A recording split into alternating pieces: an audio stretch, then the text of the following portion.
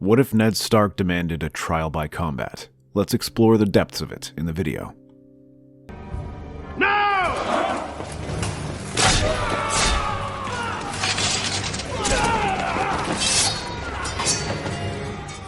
I did warn you not to trust me. Ned can only stare out in shock as the last of his men are slaughtered. He doesn't trust himself to breathe as he looks back at Littlefinger and then at the Queen standing before him. In minutes, the throne room is secure and Ned is brought to his knees as he looks up at the Queen and Joffrey. Kill him. I command it. In due time, my child. First the traitor must confess. Do this, and I guarantee we shall be merciful. Ned glances around at the room, watching the men surround him. Most have their swords drawn and ready to hack him apart as soon as the command is given. But some don't have their weapons out, and it is them who has Ned's attention. Among them is Ser Barristan. And then he makes a desperate gamble. Is this really how you wish to start your reign, boy? To become a tyrant on your first day? Silence. You wished to usurp my son. Before that, you allowed your wife to kidnap my brother. Aye, and he was set free after a trial. Do you speak of injustice but deny me the same right? If I'm to be punished then, I demand a trial by combat. The room goes silent as they all look at him. Joffrey is seething, and his knights look ready to finish the job. But Cersei is furious. Slowly, she growls and nods her head. Fine then. If you wish to die with steel in your hands, so be it. Unless you can find a fool willing to die for you. I'm that fool. What? No. Get back, sir. Do you not value that white cloak of yours, sir? This trial has the king as a defendant. It would be improper to have a member of the Kingsguard champion against him. Begging your pardon, your grace. But it seems like Joffrey is not king yet, and the accuser is also speaking on behalf of the king. Though you ripped apart that parchment, it is still the king's words. As a Kingsguard, I am obligated to defend them. Very well, then. If it is truly treason, then you shall share Ned Stark's grave. The crown names Jaime Lannister as its champion. The trial shall commence once he arrives. In the meantime, you can get comfortable in the black cells. The remaining Kingsguard grabs Ned and leads him away. But as he leaves, he glances at Barristan, who offers him a grim nod. In truth, this is little more than a stay of execution and does little to halt the chaos beyond. Tywin and the North still war in the Riverlands, while the Baratheons gather their strength. No one dares approach King's Landing, leaving Ned alone in his cell. Ser Barristan is also confined in his chambers in the White Tower, but both accept this with quiet dignity, holding their heads high until one day a horse comes riding into the city, bearing a golden armored figure with golden hair. Ned is roughly led to the throne room by the guards, where Ser Barristan is, armored and armed. In front of him is Ser Jaime, whose usual swagger is gone, replaced with a flicker of uncertainty and grim determination. Stark, this does not need to end in blood. Confess your crimes and we'll let you take the black. It is not I who needs to confess, sir, but you. Seeing as there will be no peaceful resolution, both fighters draw their swords and circle one another. The hall is silent, save for the distant crackle of torches and the steady breathing of the two warriors. The Kingslayer moves first, feinting to the left before slashing right in a blur. However, the old knight sees this movement and steps back, pushing the blade back and countering with a backswing that forces Ser Jaime to retreat. This is only for a moment, though, as he advances yet again, advancing in a rapid series of strikes. His eyes don't leave Ser Barristan as he thrusts and slashes at him. His movements are fast and his technique perfect, but Barristan the Bold checks each one with methodical grace. Beads of sweat form on his head as the old knight tries to hold him back. If this continues, he knows he will be worn out. As he turns one final slash, Barristan reverses and thrusts his sword out. It bounces against Jaime's breastplate, but the blow is enough to rattle him. His next strike comes out clumsily as he lunges. Barristan sidesteps, delivering a punishing riposte that forces the young knight back. Now it is his turn to go on the offensive, advancing in a slow but methodical attack that leaves Jaime on the defensive. Unused to being the one having to protect himself, he begins to falter, and Ser Barristan thumps his breastplate more and more, each one a warning, commanding that he yield. Frustration flashes in Jaime's eyes. He steps in, launching a powerful overhand swing, but Barristan meets it head-on, their swords clashing above their heads. But Barristan pivots suddenly, knocking Jaime's blade wide and landing a brutal pummel strike to his ribs. Jaime staggers, gasping. Barristan does not hesitate. He drives his sword right above the gorget into Jaime's throat. The entire room goes silent as they see the Kingslayer fall, save for Barristan's strained breaths. Cersei leaps to her feet, her face going pale as she stares at the bloodied ground. She clutches Joffrey tightly while Pycelle announces that Ned Stark is deemed innocent in a trembling voice. Ned wastes no time, ordering that all of them are to be seized. The Gold Cloaks hurry to obey and detain Pycelle, Joffrey, Cersei, Littlefinger, and their household. Word is sent to Stannis, urging him to return and claim his throne. In the meantime, Ned continues to act as regent, ruling in his stead. He orders Littlefinger and Pycelle to be executed for their part in the coup. The King's Guard, bearing Ser Barristan, are all dismissed, and word is sent to Tywin's bannermen. As Joffrey no longer sits on the throne, they will be considered outlaws rebelling against the crown. That is, unless they take their levies and march them home. Hearing this, the bannermen are quick to retreat, their fear of losing their seats briefly overriding their fear of Tywin Lannister. Soon the Old Lion is left with only a handful of retainers and a few thousand men. These are easily defeated by Roose Bolton, while Robb Stark chases Jaime's host out of Riverrun. By the time Stannis arrives, Ned has managed to create some semblance of order within the capital, allowing Stannis to take the throne in relative peace.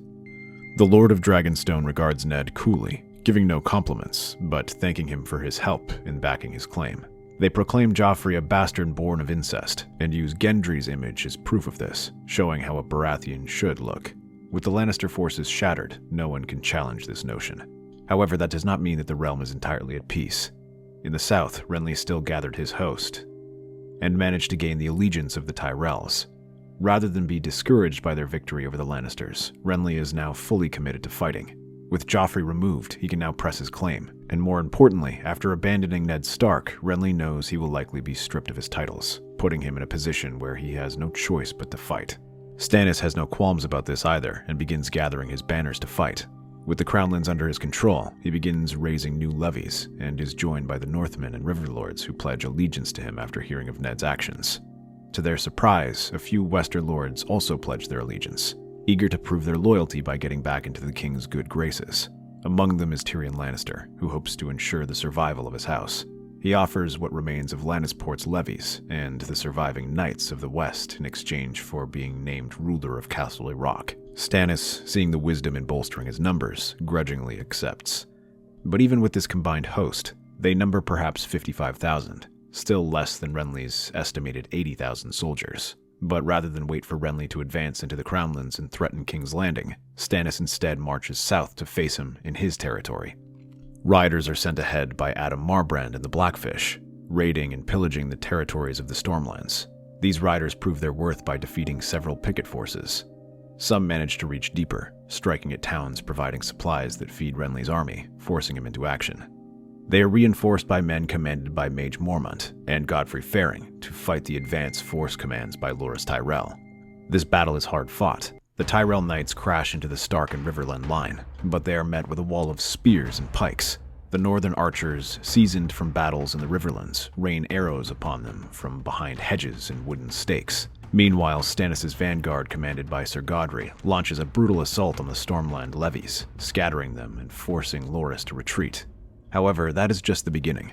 Stormlander infantry begins to infiltrate the same towns they had just liberated, sneaking in and ambushing garrisons there, forcing them to battle for each one. Meanwhile, Randall Tarley leads a small force of picked cavalry to strike hard at the battered Westermen.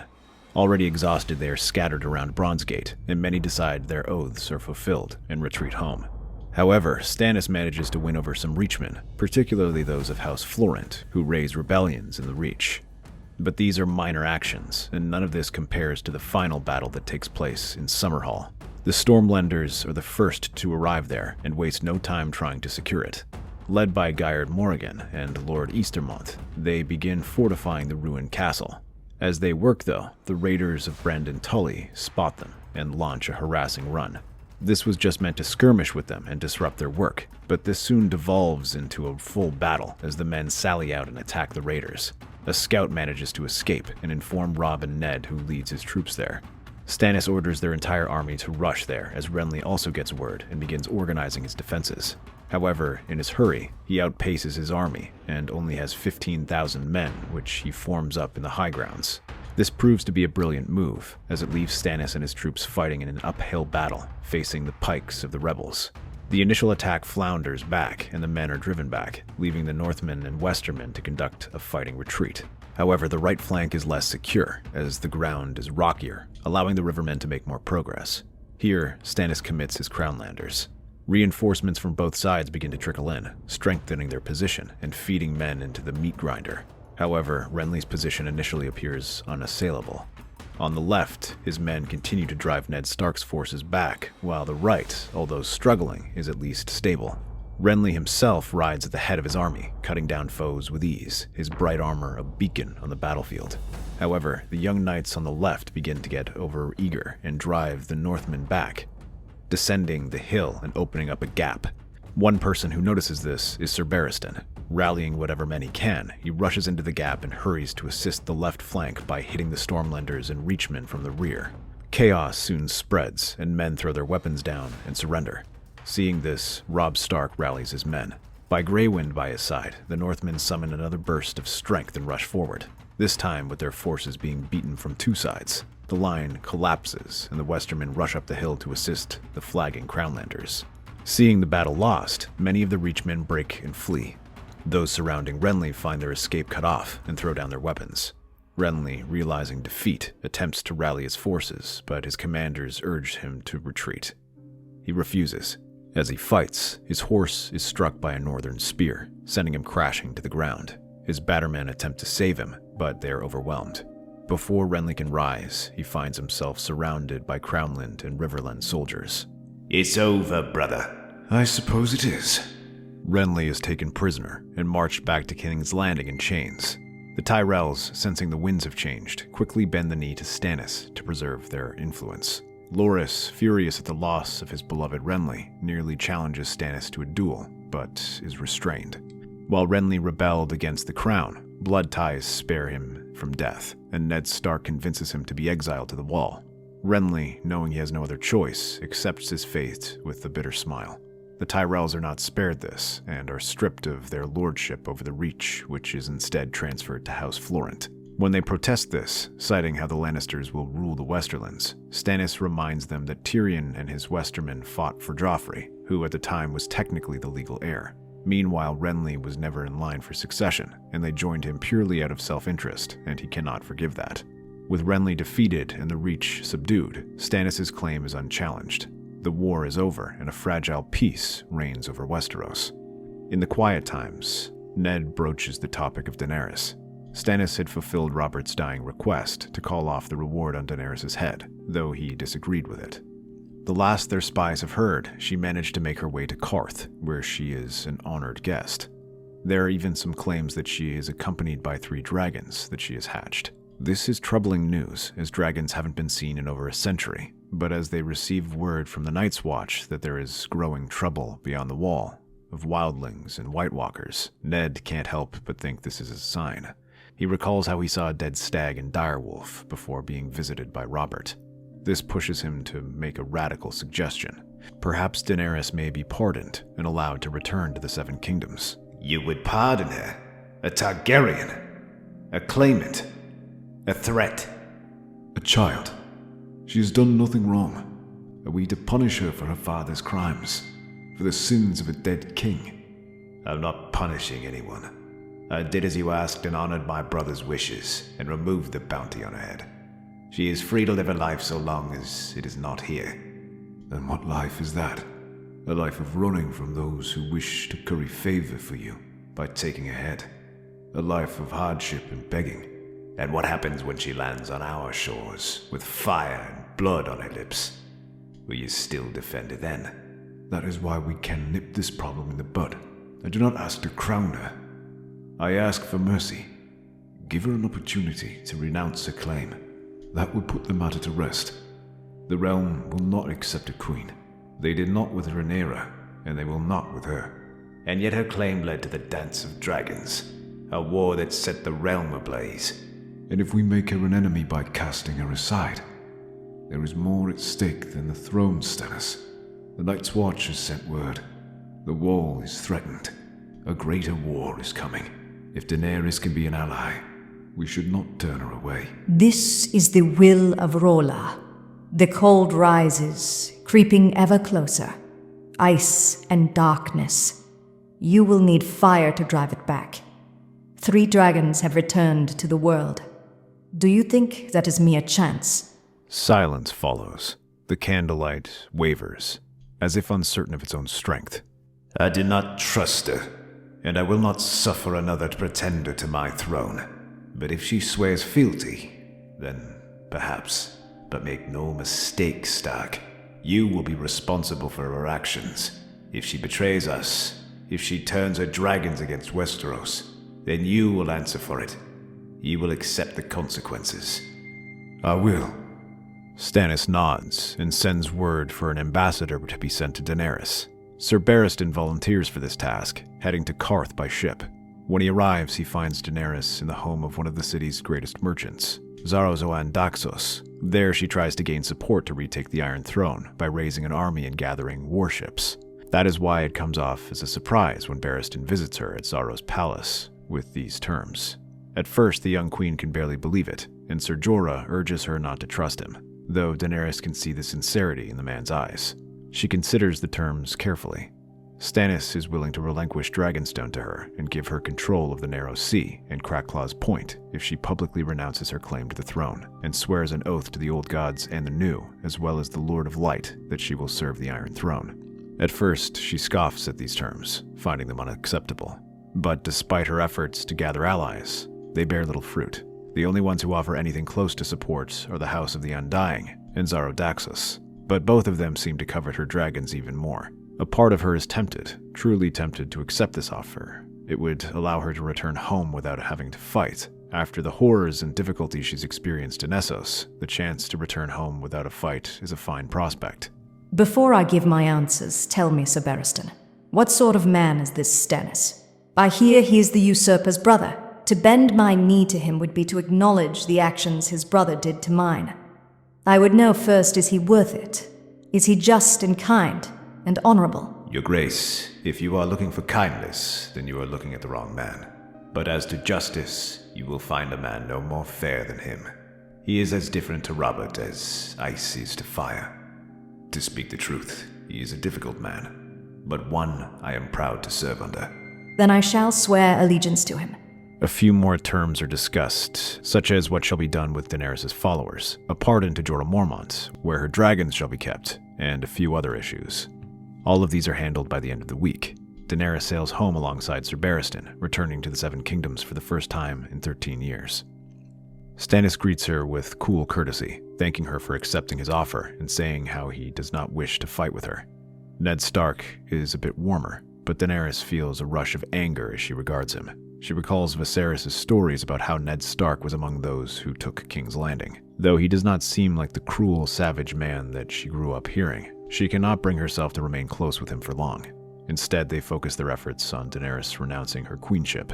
As expected, Stannis wishes for this to be public, and has it take place in the new Temple of R'hllor, to leave no doubt of what will happen. The grand hall of the newly constructed Temple of R'hllor is bathed in the glow of firelight that casts great shadows over the assembled lords and ladies. At the center of it all stands Daenerys Targaryen, who does not let herself be intimidated. Though she holds herself with quiet dignity, there is no mistaking the tightness in her jaw as she glances over the dais where Stannis stands.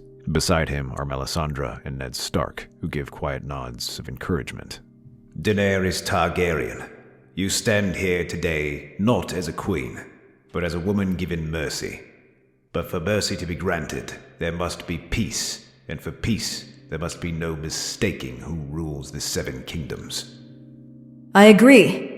I, Daenerys Stormborn of House Targaryen, do hereby renounce any claim to the Iron Throne of Westeros. I will not take up arms against King Stannis Baratheon, nor will I seek to press my family's claim. Murmurs ripple through the hall. Some look relieved, others skeptical, but no one speaks against her. Then it is done.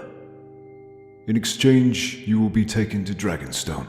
You will have your lands, safety, and standing among the nobility.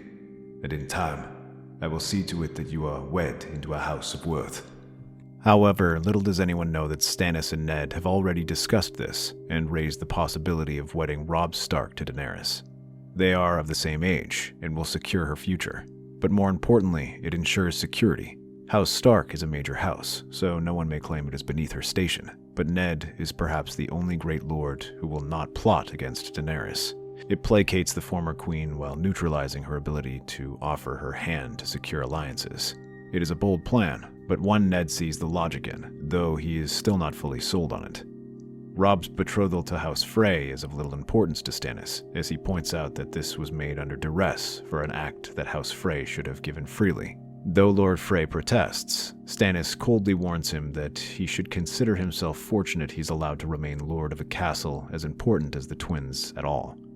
One lord who watches these proceedings is Varys. Disguised as a simple merchant, he slips out and begins writing to his comrade, Illyrio Mopentis, about these developments. Though he appears calm, in truth he is trying to hide his frustration. These changes have put a serious wrench in their plans. None of this was supposed to happen. They had wished for Daenerys to eventually return to Westeros. However, she was supposed to return to a claim in chaos and ruins, one ripe for the Targaryens. More importantly, she was supposed to return alongside the other great Valyrian, the Black Dragon, Aegon Blackfyre. To rectify this plan will take time and looking for the next great opportunity.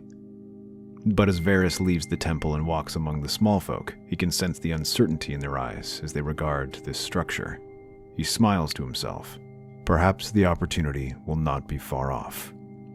Daenerys stares at the young Lord of Winterfell and the man who may soon be her husband. Though their marriage is still some time off, she is curious about him and tries to gauge what person he might be.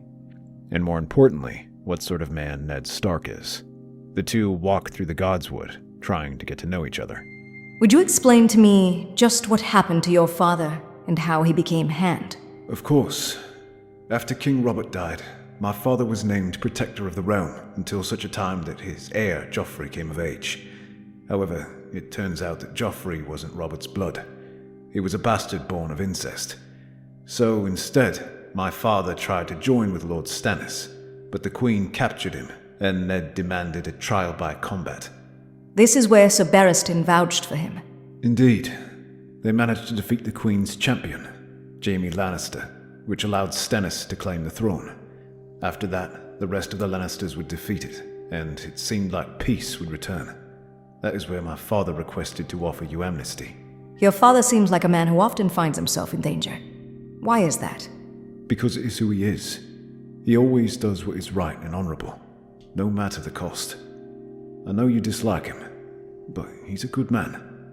And yet he made this arranged marriage for us. My father and my mother were wed through such an arrangement, and they grew to love each other. Perhaps there shall be some hope for us. Perhaps. You don't sound so certain. No more than you. Begging your pardon, but I am not thrilled about the prospect either. If it were up to me, I'd rather be focused on this new wildling threat. Daenerys says nothing, but nods. That has been the talk of the North for some time now. There are rumors of a great host of free folk making its way south. Already Robb is making preparations to reinforce the Night's Watch, but to his surprise, Daenerys insists on going with him. She is accompanied by Ser Jorah Mormont, Ser Barristan Selmy, and her tiny Khalasar. Although Robb initially suggests remaining in Winterfell, the Dragon Queen reminds him that she has traveled with savage folk before and wishes to meet a wildling up close. Snow falls in thick, heavy drifts as Robb Stark and his host ride through the Gift with nearly 5,000 men. They have ridden hard from Winterfell, sped up only by troubling reports from some of the small folk claiming that there are wildlings south of the Wall. They follow these reports to a ruined village called Queen's Crown. There they see the fire burning in the night. As they approach, they find the cause. Wildlings. About 100 of them are huddled around the ruined homes. They are arguing, something about a captive, something about what to do with him. Before the wildlings can react, Robb and his men charge with Grey Wind leaping out and rips through the nearest man. Behind him are the northern horses and Dothraki riders. The wildlings quickly form a circle, thrusting their spears out as they search for cover. The battle is quick, but fierce. Soon their bodies lay broken on the ground. When the last wildling falls, Robb steps forward, gripping the young man by the shoulder. who had taken an arrow while shielding a wildling woman. Robb spins him around. Jon, Robb. The moment hangs between them as the two stare. Though it has only been a year, it feels like a lifetime. Both find themselves thinking back to the times when they had wished to see the other. Then Jon exhales sharply, gripping Robb's arm in return. By the gods, I didn't think I'd ever see you again. Or with someone like her. This is Daenerys, my betrothed. And your friend? A traveling companion. And if we don't act soon, thousands more like her will be at our gates. So they are fleeing south. Why? White Walkers. Cold things are stirring behind the wall. Dead things that don't stay dead. And they've attacked anything that isn't them and spooked the Free Folk south. A couple of those whites have already attacked Castle Black. The dead? You expect us to believe the dead are rising? Little Queen, you think we'd want anything to do with you Southerners if it wasn't serious? We've got villages and homes up there. We wouldn't be leaving them if we weren't serious. Jon glances over at her retinue and frowns, seeing a set of reptilian shapes slithering and fluttering in the air. Are those dragons? The first in over a century. We'll need them then, if we're going to head to the wall. Their arrival is a relief to the beleaguered Night's Watch forces, who are spread thin trying to man the remaining castles. They arrive just in time, too, as soon as these sentries on the wall blow their horns. Once, then twice. This is the signal for wildlings. Mance Raider's army seems to melt out of the haunted forests. It is a great mass of warriors. Their numbers are like the ocean and fill up the space between them in the wall.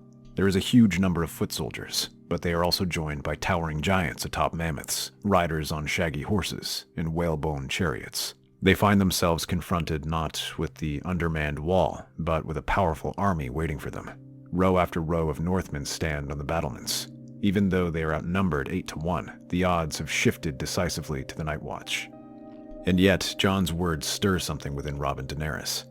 They are not here just to raid and pillage the North, but to escape something truly monstrous. In some ways, Daenerys can empathize, thinking of how she had escaped her cruel brother. Rather than riding out and crushing them, Robb, Jon, and Daenerys instead offer Mance terms. They will not ask him to bend the knee, but they will ask him to submit. He will be allowed south if they swear before the old gods to cease raiding and promise to make permanent peace with the North. To prove their sincerity, the wildlings must hand over their weapons and wealth, while Robb will help them get settled. Many of Mance's warriors find these terms tantamount to surrender and urge him to fight on. But as he glances up at the wall, he sees that there is no way they can conquer it by force. But some of his men threaten to mutiny, saying they do not trust the North and will betray them once they are across. Daenerys looks at the mass of warriors. She sees not just the grizzled and bearded warriors, but desperate women, gaunt-looking children, cripples, graybeards, and families whose entire livelihoods are packed into chariots or strapped onto aurochs. To prove their good intentions, Daenerys makes a bold offer. She will provide herself as hostage until the free folk are across. Her only condition is that her Queen's Guard be allowed to accompany her. The wildlings move through the gates of Castle Black in a steady stream. Families huddle together, warriors keeping a wary eye on the crows. Some glance nervously at the Northmen standing beside them, while others walk with defiance, daring the kneelers to challenge their right to pass. They are ragged and starved, but still proud.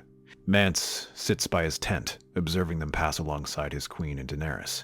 As they walk, the young lady watches these groups pass. At first, they seem nearly indistinguishable from one another, but over time she sees differences in those groups. The king beyond the wall takes the time to explain these different groups, and even within them, there are many more factions. Despite that, Mance seems to know them by heart and memory. Strange sight, isn't it? All these people, all these clans, all these grudges set aside for one cause.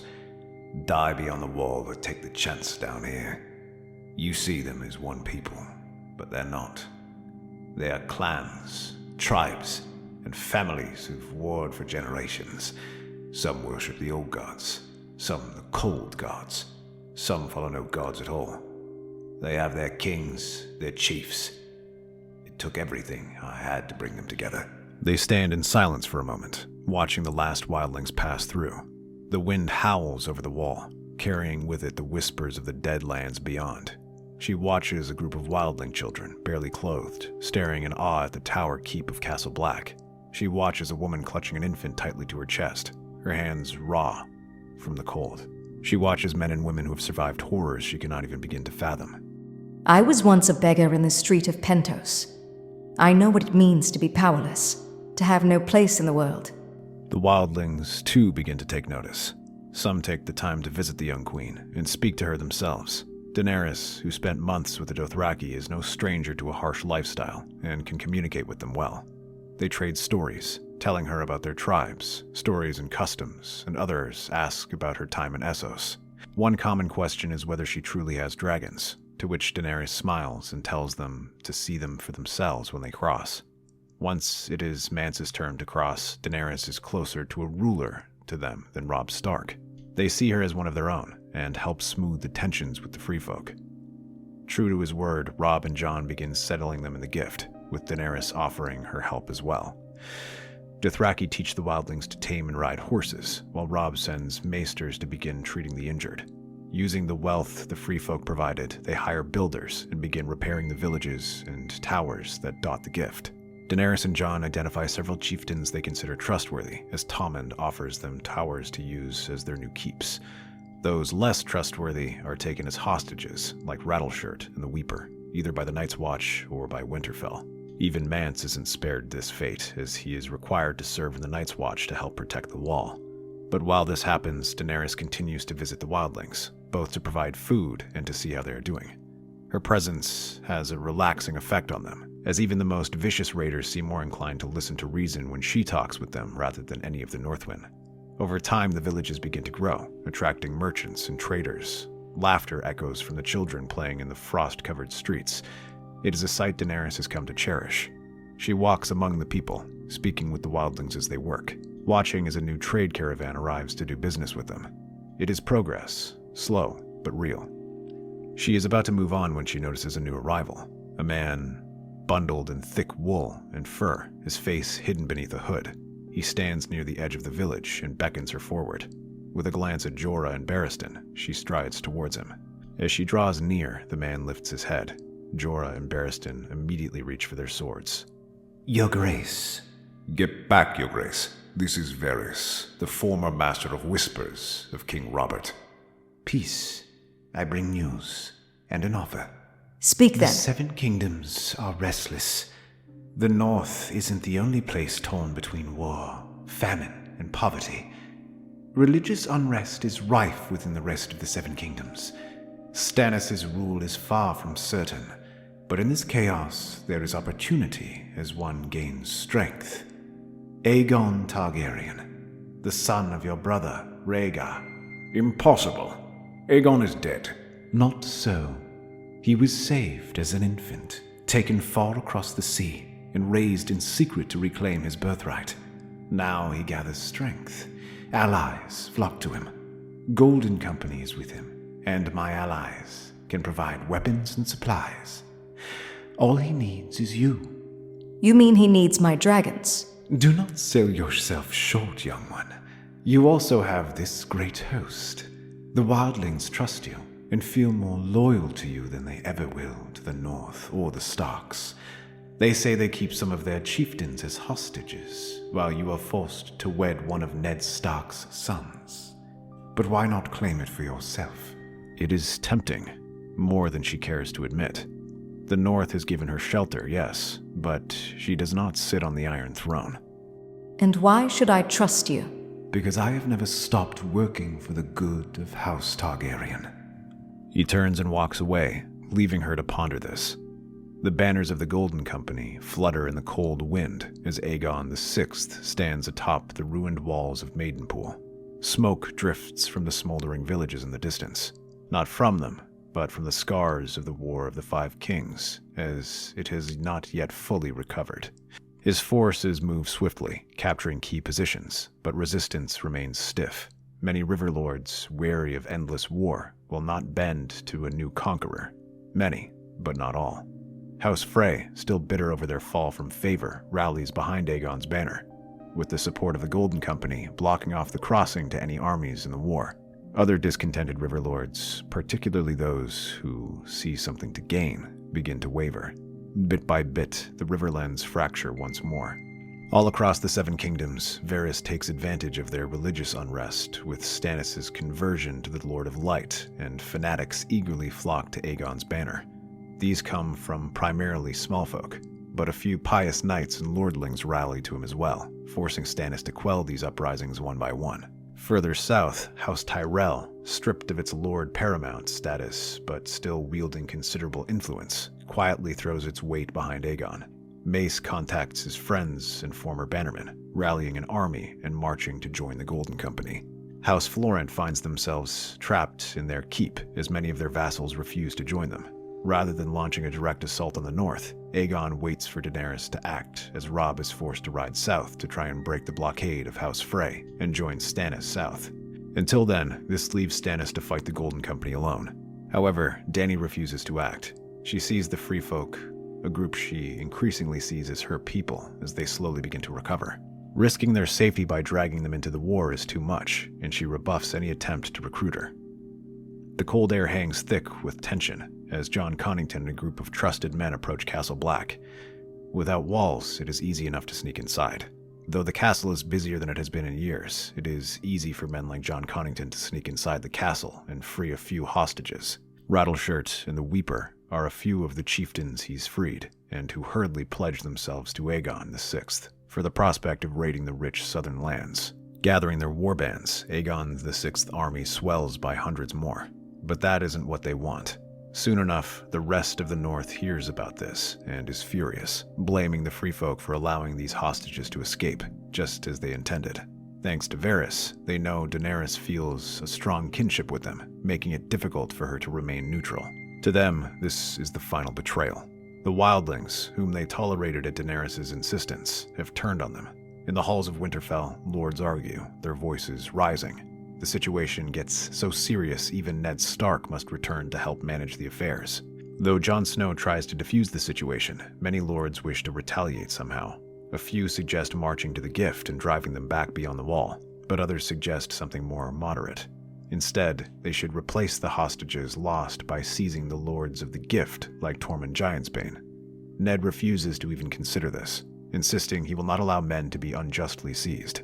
However, Wyman Manderley instead offers that the wildlings can elect to send men so none may say they were taken against their will. It is an idea that Ned considers, but Daenerys is horrified. This is madness. The wildlings did not betray you. Rattleshirt and the Weeper act on their own, driven by their hunger for war, and now you punish those who stayed loyal. Milady, you do not see what these people have done to my lands over the years. I've had cousins carried off by men like Rattleshirt and the Weeper. Such behavior must be stomped out immediately. It is not Rattleshirt you are looking to arrest. It is the likes of Tormund Giantsbane, who have been nothing but loyal. My lady, perhaps it's best if we speak in private. The rest of you, leave us. Once they are alone, Ned levels her with a sad look. I understand how you feel. I like this little more than you, but my bannermen are in a frenzy. They wish for some action to be taken. Once these renegades are dealt with, I will have the hostages released, and the lands returned immediately. And you think this is how it should be dealt with? Punishing an innocent man and then apologizing after? Is that the famed justice of Ned Stark? Your son said you were nothing like the stories I was told. Yet here you are, punishing the innocent, just as what happened in King's Landing. You insult me, young one. I had no part in that barbarity. That falls on Tywin Lannister's lap. And yet you took no action. You allowed him to walk away unpunished and allowed him to gain power in court. You allowed that fat old king to drink and whore himself to death, and— Enough. I admit I have had my shortcomings, but I will not hear Robert spoken to in such a way, especially from one who never knew him. I knew enough.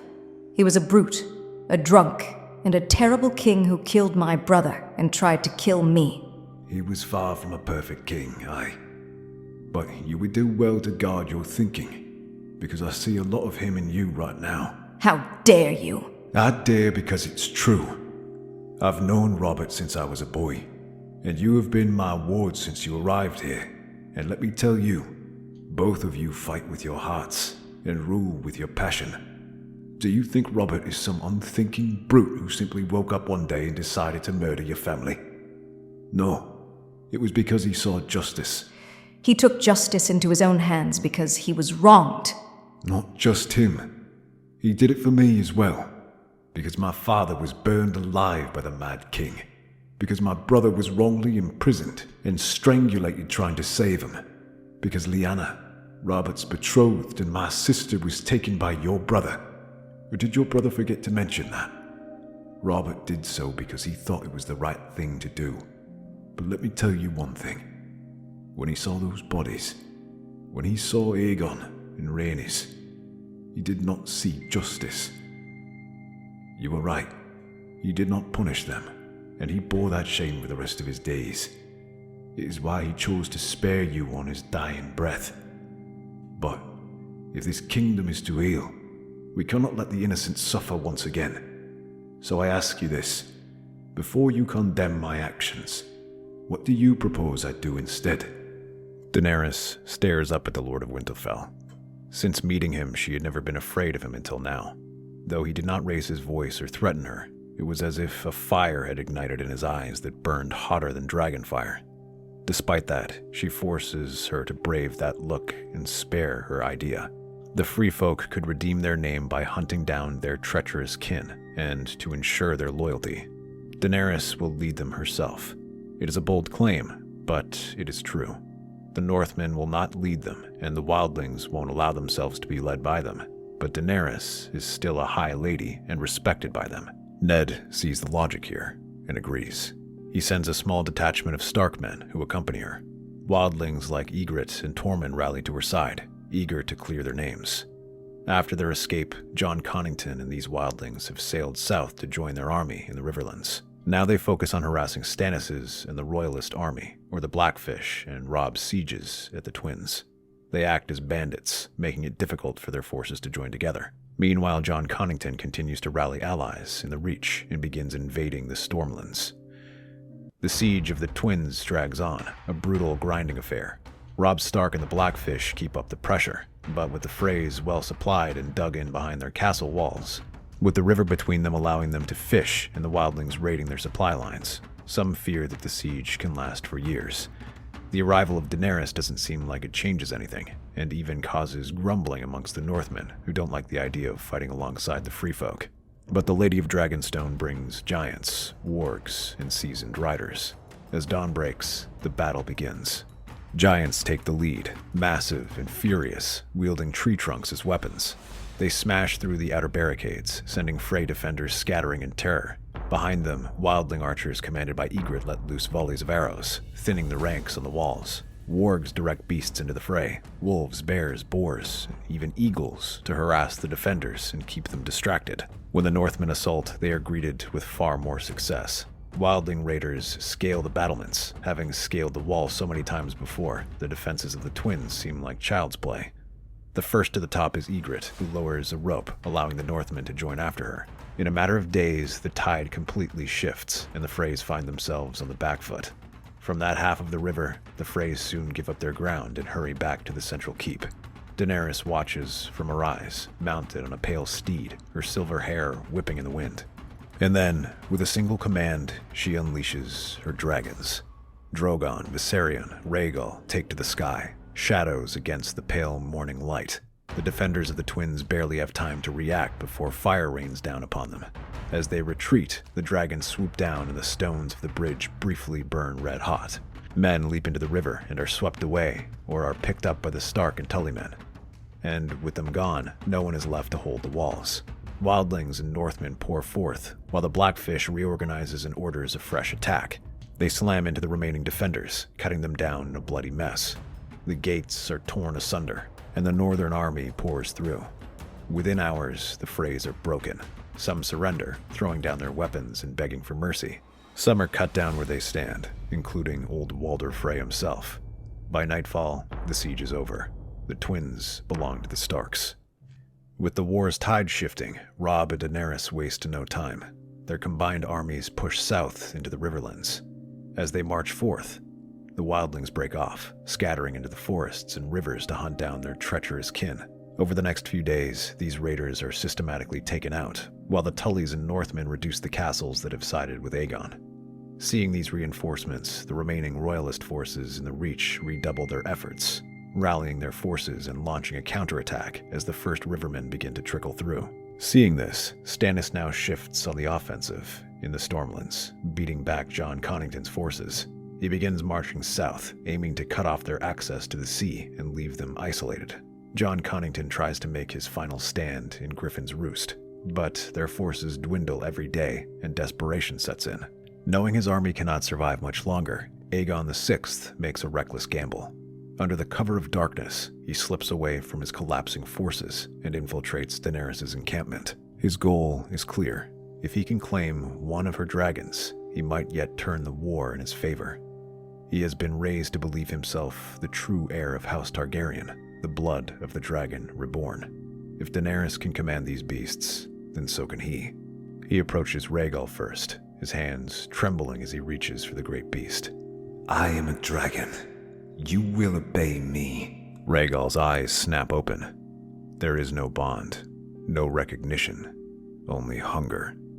In an instant, fire engulfs Aegon VI. His screams echo through the camp as the flames consume him, his flesh melting away in moments. When the fire fades, nothing remains but blackened bone and the half-melted crown he wore. By the time the camp rouses itself, the truth becomes clear. He was not a true Targaryen. The war is all but over. With Aegon dead, his army crumbles. The last remnants of the Golden Company scatter, hunted down by Stannis' men and the Northmen alike. The Riverlands are reclaimed. The Stormlands fall back under royal control. Victory belongs to Daenerys and her allies. Jon Snow regards his half-brother, still hardly believing the things he's hearing as Robb delivers fresh supplies to the Night's Watch. You know your queen has gotten quite friendly with the free folk here. She visits them regularly, and they seem to enjoy your company. I wouldn't be surprised if their raiding ceased because of her presence. That, and her dragons. It seems like it. Though I suppose getting rid of the Weeper and Rattleshirt also helped.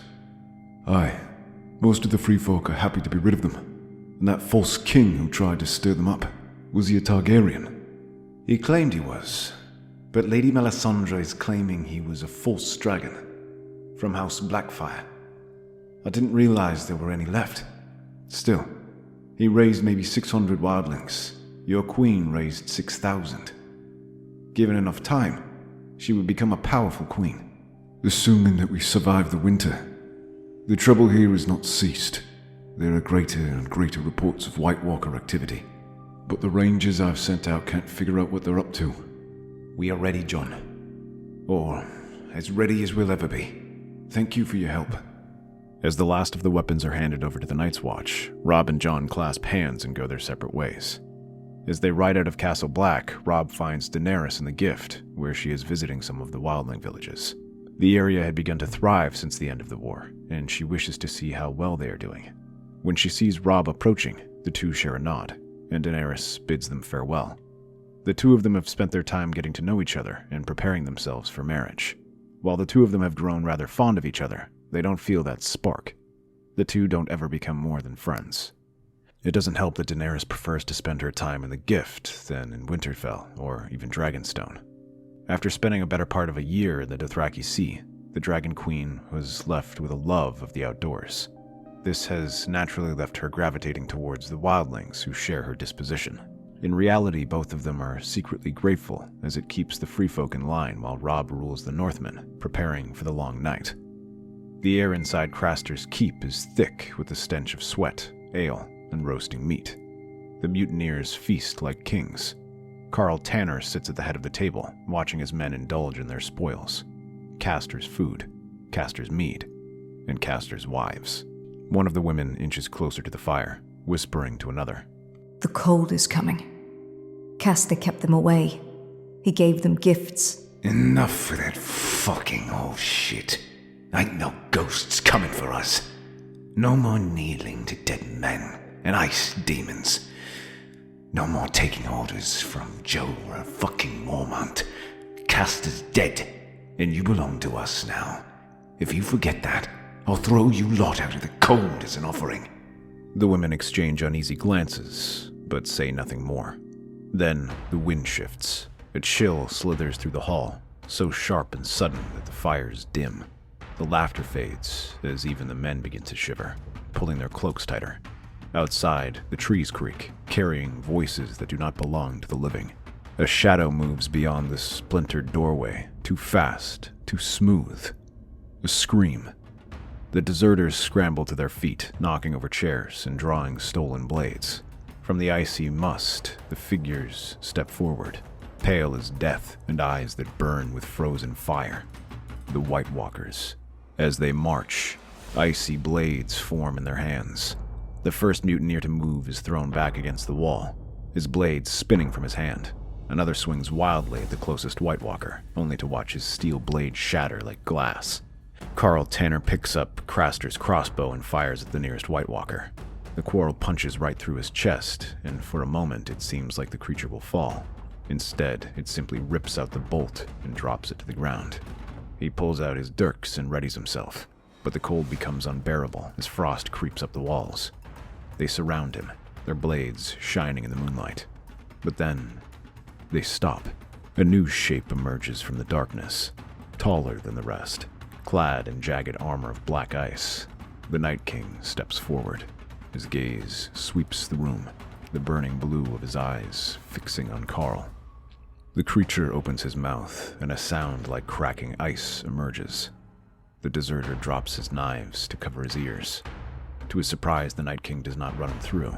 Instead, it cocks his head and looks at him. Confusion, perhaps a hint of annoyance. He raises one hand.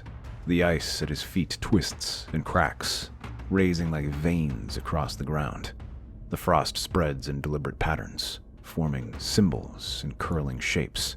Then, with a flick of his finger, he drags his hand across the ice, etching an image into the frozen floor. A cave.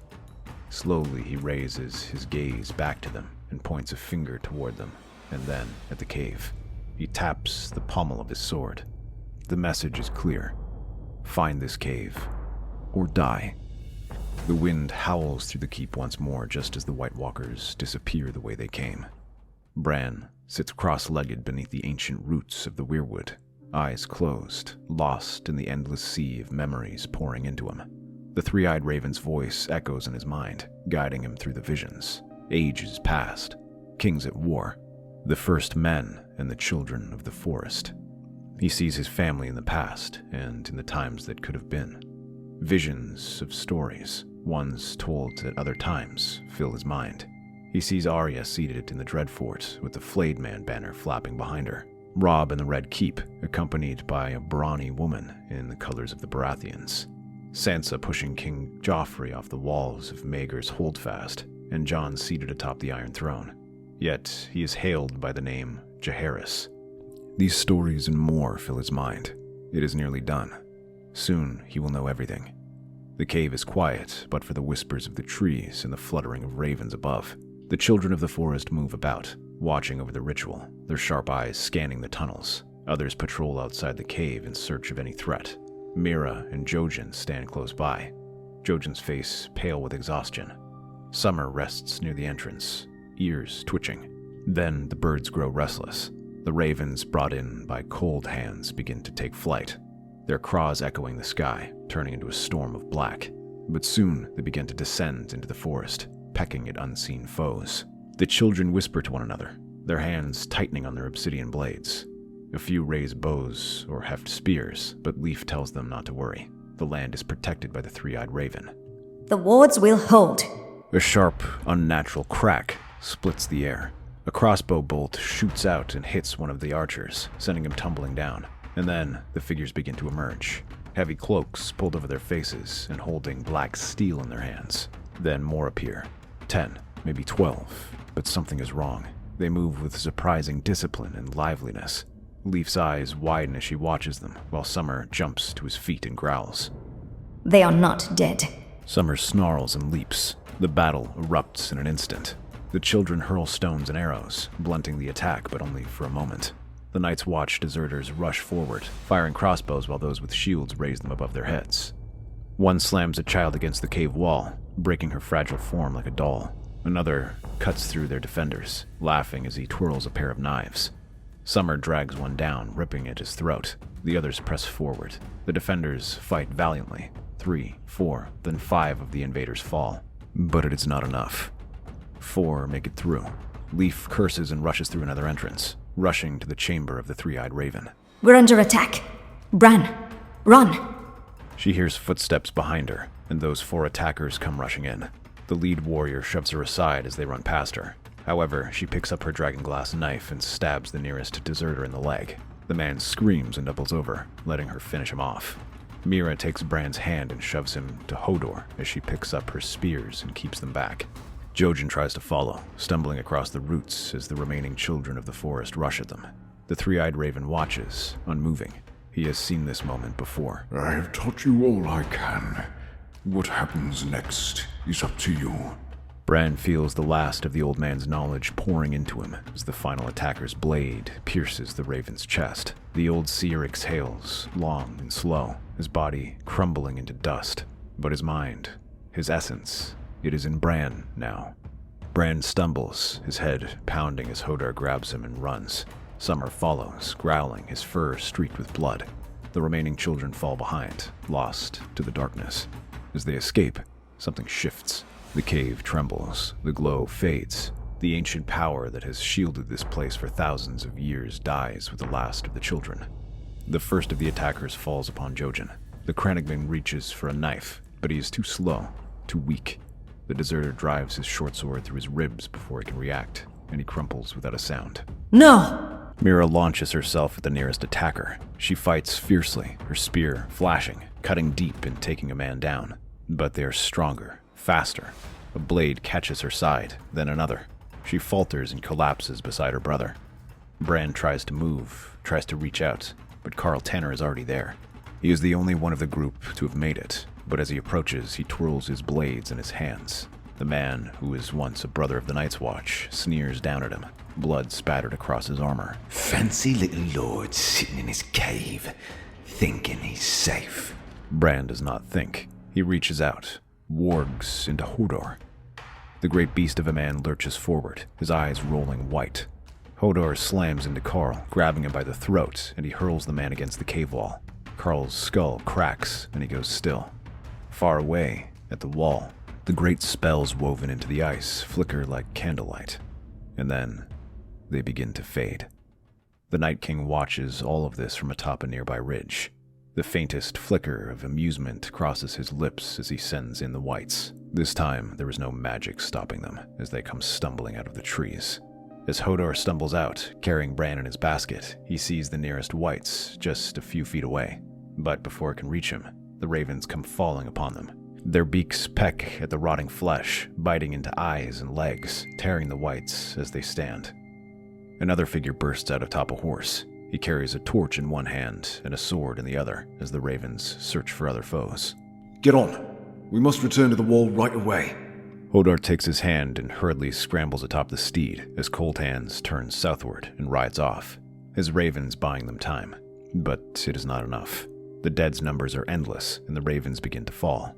Bran glances back and sees them starting to close in. He takes a deep breath and closes his eyes. Suddenly, a direwolf leaps out from the darkness and tears at the nearest white. Summer rips its throat out, but he barely has time to savor the kill before bounding off. Behind him, more direwolves appear along with bears, shadowcats, squirrels, elks, and even a mammoth. All the nearest creatures that Bran can call upon, he summons. They rush at the dead, throwing them off their feet, but this is only a temporary success. The dead are not at all intimidated, and instead begin to wipe them out. Bran wargs out as the creatures begin to fall and collapses on Hodor's back. A deep tremor runs through the ancient ice of the wall, sending men staggering. The frozen ramparts crack, great shards of ice tumbling to the ground. Wooden barricades splinter, watchtowers groan under the strain. A few men cry out, clutching their weapons as the ground beneath them shudders. What was that? The tremors come again, stronger this time. A great ear-splitting crack echoes through the air as one of the smaller towers collapses, sending a cascade of ice and rubble tumbling into the courtyard below. Men scatter, cursing and shouting as they rush to stabilize the defenses. Then the wind shifts. A low growl rumbles through the air. Drogon lifts his head from where he rests near the gate, his nostrils flaring, his great wings unfurl, eyes burning like molten gold as he sniffs the air. Before Daenerys can call back to him, the black dragon launches skyward, wings snapping open. He soars high above the wall, a shadow against the pale sky, higher than he ever has before. Jon, Daenerys, and Mance rush to the edge of the wall, their eyes following the dragon's flight, flying over the wall. In her years there, Drogon had always stubbornly refused to approach the wall, but now he has. Something has changed. A sentry calls out, seeing figures approaching the wall. 3 figures, one cloaked in black, another slumped over a horse, and a third on his back. Bran Stark has returned. Mance is the first to react. He orders the gate open as him and a dozen guards rush out to face them. Among them is Jon. His eyes widen as he takes in the tall figure beside Bran, the strange, half-dead man who guides the boy forward. His breath catches. Benjen Stark. What? Mance nods towards Cold Hands, a grim certainty settling over his face. Jon takes a closer look, and his eyes widen. Uncle Benjen. Sorry it took so long for me to get back, boy. We'll explain later. In the meantime, we need to get your brother to shelter. The gates are thrown open, and they rush back inside, Jon cradling Bran as they lay him down. They give them some food and drink, and eventually the boy begins to stir. We have to prepare. The dead are coming. Daenerys does not hesitate. She turns to Drogon, who lands heavily beside her and climbs onto his back, riding south to summon the free folk. Mance goes with her, telling everyone who can fight to go with them, and those who don't to fall back to the north. Meanwhile, Jon begins sending ravens to Robb and Ned, while he hastily repairs whatever defenses he can. The wall's ancient magic is gone, and the dead know it. A cold wind howls through the darkness. The first whites appear, climbing the ice like monstrous spiders, their frozen fingers digging into the cracks. Their eyes burn blue, hollow, and unnatural. The archers hurry to take aim at them, trying to shoot them down. However, as they unleash their first volley, the skies darken. Undead birds swoop from above. Crows, ravens, eagles, and buzzards. They swoop down, dragging men off the parapet or raking their claws against them, some dropping stones or undead animals like snakes or dogs. The gates thunder as whites tear and claw at it. The gates buckle under their weight as men try to reinforce it.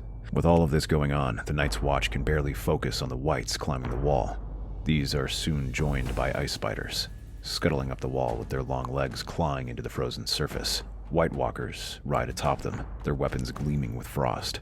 Bran closes his eyes and reaches out. From the forests, the living answer his call. Great packs of wolves charge from the tree line. Snowy owls and hawks dive at the undead birds. Goats and bears and elks and uroks come charging out from the rear. Reinforcements from the free folk help stabilize the situation. On the wall, Jon and Benjen fight side by side, cutting down whites as they scale the defenses. The former white moves like a shadow, his blade slicing through the dead with eerie precision. Above, Daenerys circles, her dragons raining fire down upon the enemy. She directs their fury, keeping them away from the wall itself. If the ice weakens too much, it could collapse entirely. As the first spiders reach the top, Mance comes rushing in alongside Tormund and Ygritte, hurling javelins at its exposed stomach and sends it screaming off the ledge. His warriors come, armed with bundles of wax that they tie together and set alight before hurling them down towards the whites. The extra weight helps knock the whites off the wall, and the fire ensures they fall. They even manage to kill some of the spiders that way. The assault on the wall fails, and even their birds are driven off. Slowly, reinforcements arrive. At first, it's a trickle. Small bands of men-at-arms, banners whipping in the wind as they crest the hills beyond the wall. Then their numbers swell. Thousands pour in, swords and axes glinting in the dying light. The banners of the north, House Stark, Umber, Karstark, Mormont, snap in the cold wind as they charge into the battle. Hope flickers in the heart of the defenders. The gates open and they charge out. Steel clashes against rotting flesh as the Northmen wade into the fray, hacking down whites with brutal efficiency before retreating back inside. They reinforce men in the walls, providing their longbows and putting them to good use. The whites falter, momentarily pushed back. The line holds, for now. But then, The giants come. Massive, rotting forms lumber out of the darkness, their once mighty bodies reduced to frozen horrors. Undead mammoths follow, their tusks stained with ice and blood. They slam into the gates like living battering rams as the last of the Northmen retreat inside. The archers rain arrows down on them, but anything less than a killing blow is simply wasting arrows as they feel no pain and the fire barely licks at them. Wood splinters, metal bends, and with a final earth-shaking crash, the gates collapse. The dead pour into Castle Black. The battle spills into the courtyard, a desperate, brutal melee. Defenders hack and stab, but the whites feel no pain. Like the giants, only fire or a killing blow stops them. The giants are even more terrifying. They can absorb entire charges while mammoths break their lines. Men fall, screaming as the dead drag them down. Mance Rayder and Cold Hands hold the inner defenses, rallying the last of the Night's Watch and wildlings. But it's clear, they are losing. The two veteran rangers stand back to back, their blades flashing amidst the chaos and hacking down whites with brutal efficiency. Around them, their men fall or retreat. I never thought I'd die with a white. Funny, I could say the same thing about you, wildling. What about a friend, though? Aye, a friend. More whites climb the stairs, swarming the upper levels. The wall is lost. We can't hold them. Sound the retreat. The horn blows, echoing through the night. Men flee, some covering the escape while others run for their lives. Mance knows what this means. The gift, the land south of the wall, are completely exposed. All his people. Though he sounded the evacuation order, the wildlings will have a difficult time fleeing. There is only one option left. A desperate strike at the Night King himself. Mance gathers his most trusted warriors and rallies them to his side as the White Walkers begin to cross the gate. Viserion and Rhaegal dive, their flames engulfing the Night King. Fire consumes him, an inferno of dragon flame hotter than anything else in the world. Around him, the whites instantly collapse, and Mance orders a charge. But when the flames fade, he still stands, unaffected. At that moment, the wildlings clash with the White Walkers. Even with the fire, they still let out a chilling presence that freezes some of the warriors in their tracks. Others remain standing and toss them aside, leaving them vulnerable. Mance manages to make his way through the first line and reaches the Night King. He lets out a furious cry, hacking his sword at him, trying to give him no room to react.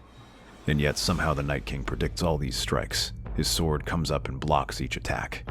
Cursing, he swings it at the undead creature's head, but the Night King ducks under the blow and drives his spear through his chest. Mance gasps, blood freezing on his lips as he falls lifeless to the snow. Daenerys screams, her dragons roaring in fury. Before they can strike again, whites are hurling spears at them, while some of the giants hurl boulders or massive arrows. Some manage to penetrate their hides, sending them tumbling across the air. Viserion screeches, his wing pierced, spiraling to the ground. Daenerys loses control. Bran takes hold of the dragons.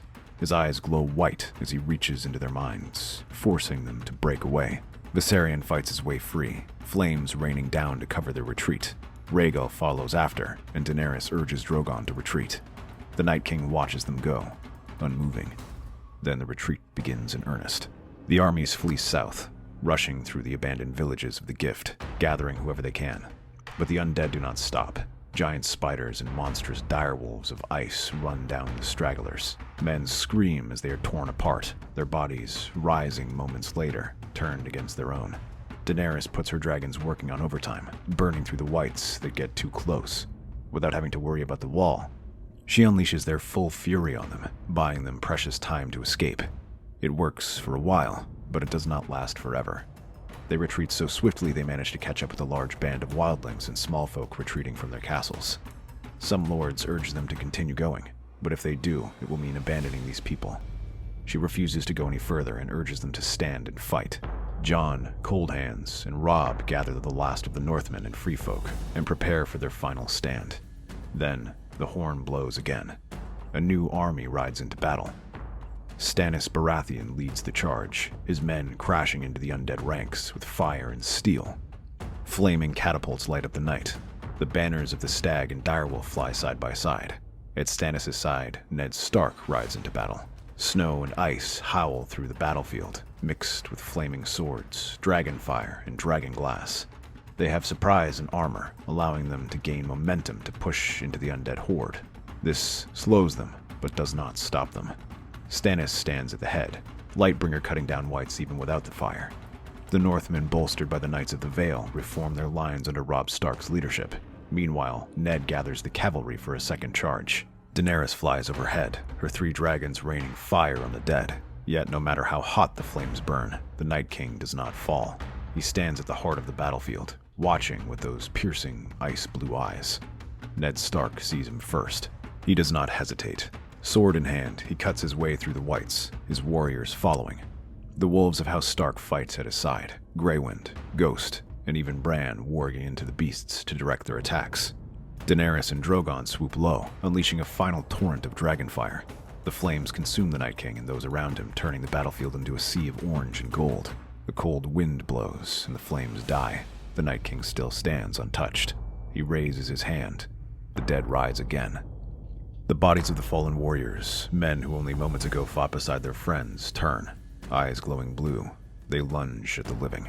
Stannis is dragged down, his flaming sword flickering as whites swarm over him. He's only saved by Jon and Cold Hands, who rush to his side. Robb shouts for the Northmen to help the riverfolk on the right flank. Jon Snow and Cold Hands struggle to reach Ned and Daenerys as the Night King moves. His sword appears in his hand, and he advances towards Ned. Ned meets him, longsword in hand, knowing that dragonglass might be the only thing that can end this. He shoves him back and tries to slash at him, but that icy blade catches his attack. The shockwave from the impact sends men flying. The Night King swings again, and Ned barely blocks. Each strike sends cold searing through his bones, and frost begins to creep along the blade. Daenerys sees her chance. She leaps off Drogon, landing hard but running forward. As Ned blocks another blow, Daenerys plunges a dragonglass dagger into the Night King's back. The blade shatters rather than bury itself into his back. However, the injury is non-fatal thanks to his armor. The Night King turns, icy blue eyes locking onto Daenerys. With inhuman speed, he grabs her by the shoulder and presses his sword against her, letting the ice take over. Bran watches through the eyes of his ravens, switching bodies, entering Summer, who bounds towards him. The direwolf sinks his teeth into his leg, biting hard, though it barely phases the Night King. But it does take his attention away. Ned Stark leaps after him and drives his sword through his chest. The Night King lets out a soundless scream, and then he explodes into shards of ice. As he falls, so do the thousands upon thousands of whites. The living all look at one another, wondering if the fight is truly over. Stannis hobbles over to Ned's side and offers him a nod. It seems that saving that dragon girl was indeed the right call. Well done. With this done, the rebuilding can begin. By now, the North is simply not to have to deal with the White Walkers. The free folk eagerly settle to their new homes, but a few long for the far north, wishing to at least maintain ties there. With the wall now obsolete, the Night's Watch shift their focus on resettling the lands beyond the wall. To this, Daenerys takes the lead. After this battle, she is crowned Queen of the Free Folk and leads the force to recolonize this area, centered around Hardhome. To everyone's surprise, she opts to call off her marriage with Robb Stark. Rather than be upset, though, most of the lords are happy to accept this, as they've come to accept Daenerys as part of the Seven Kingdoms. That's our theory. Westeros is a land filled with exciting stories and possibilities, and we love exploring them. If you want to accompany us on this journey across the Seven Kingdoms and beyond, then please like, share, and subscribe to our channel.